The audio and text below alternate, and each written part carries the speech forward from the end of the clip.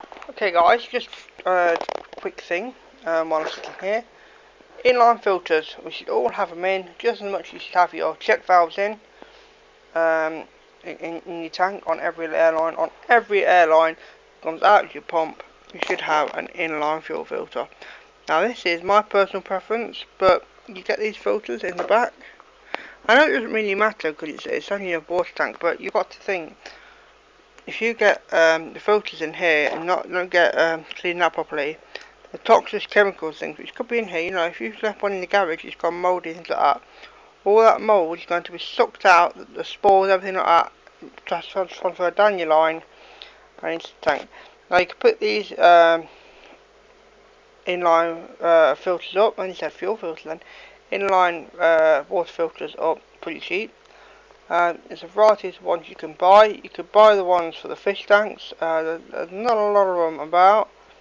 Well, there is a lot of them about, but you know what I mean. Sometimes they can ask you to leave money for a inline filter. You could also, I don't know, you could buy a fuel filter. I suppose you wanted an inline fuel filter. You'd have to check though. I don't know off the top of my head whether whether they have any chemicals in them or anything like that. I don't think they do. Anyway, I'm going to show you how to make an how to make an inline water filter, air filter, sorry. I'll get that eventually. Using a few simple things. But what you'll need really is, some sponge. The normal household sponge. I use this for lots of different things. It's so cheap. 20p for a pack of 5. In most places. Or in the pound shops, it's I think you get 10 or 20 for a pound. You'll need a cocktail stick. You don't need it, but it helps. Obviously, you're going to need good old faithful piping, and there's no point doing this unless you've got obviously your air supply. So the finished project should look something like this. This is one I made. It's not the best one I made. I put this one a bit too tight, but the best one I've made is on my tank actually at the moment. But so what you do is get some of your sponge, get your scissors, and the best thing I found to do is to push your scissors into the sponge and then cut. That way you get these lovely little bits of sponge, really thin. It's exactly what you want.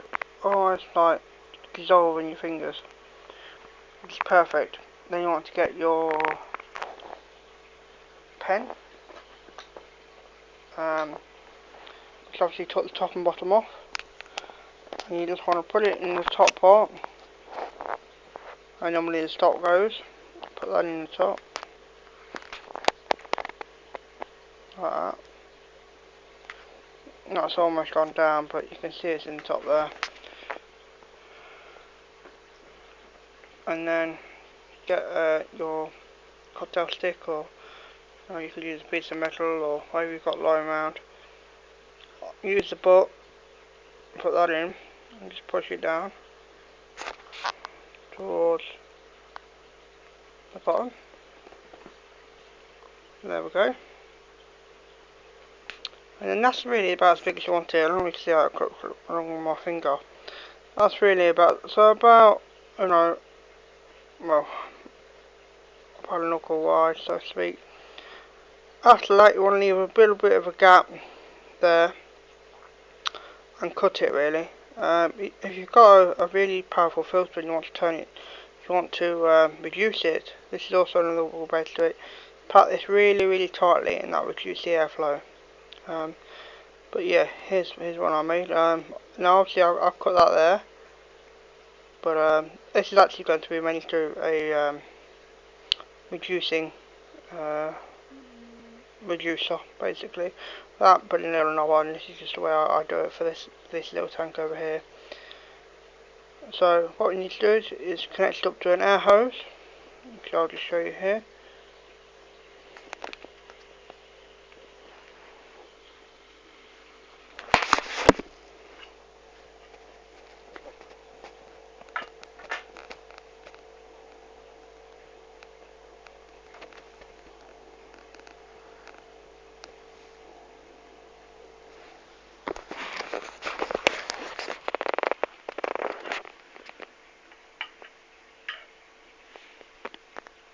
say put it onto the air hose like that,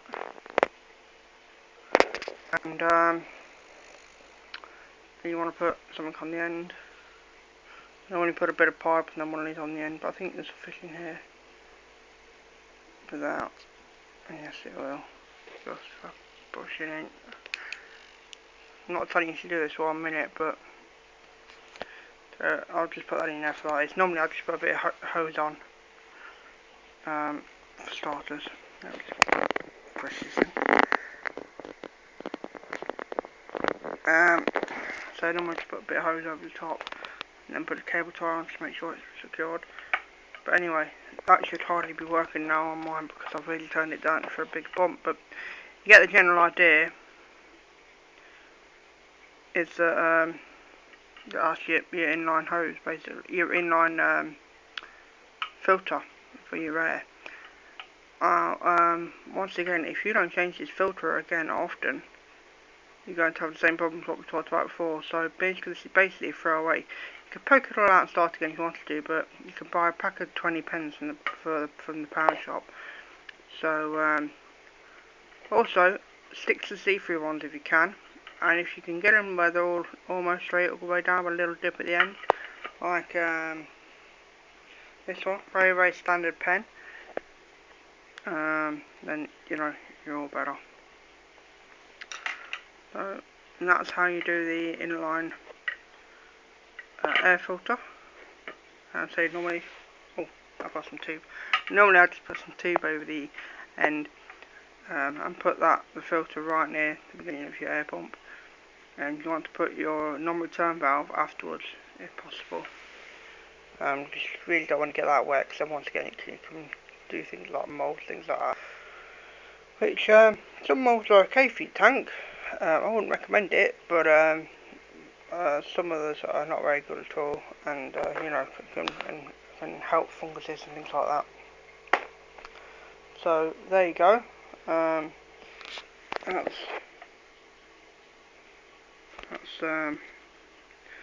my inline air filter.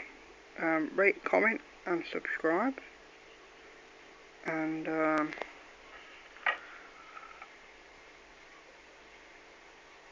that's it. Oh, we've got a competition coming up again, so which I reminded you about in my last couple of videos. Just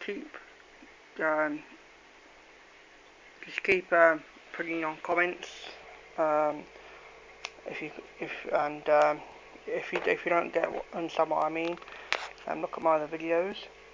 But I say if only a few people come into it, then I won't do it. I may set up a I'm not 100% sure what the price will be yet. I may set up a tank similar to this. I've got some glass ones laying about with everything basically going to need for a start up cold water tank. And if you want it to be a hot water tank, it's going to be a £10 heater. So okay guys, rate, comment, subscribe. Hope you enjoyed the little video which gave you lots of information. Let's see, hope again. There you go. Also, once again, when working with foam, disregard the first 24 hours because it's going to do its own thing because it's pushing its way through the foam. The foam is being submerged. So just ignore the first 24 hours. It will do some weird stuff. Then afterwards, it'll be okay. But this is how I want it to be. Using this filter, using this air system. Sorry, I want to really, really, really slow. Doing a little airball like this. Okay, rate, comment, subscribe once again. Have a good day, and my next video will be I don't know yet, maybe a review. I'm not 100% sure. Anyway, take care of yourselves, and I'll see you soon.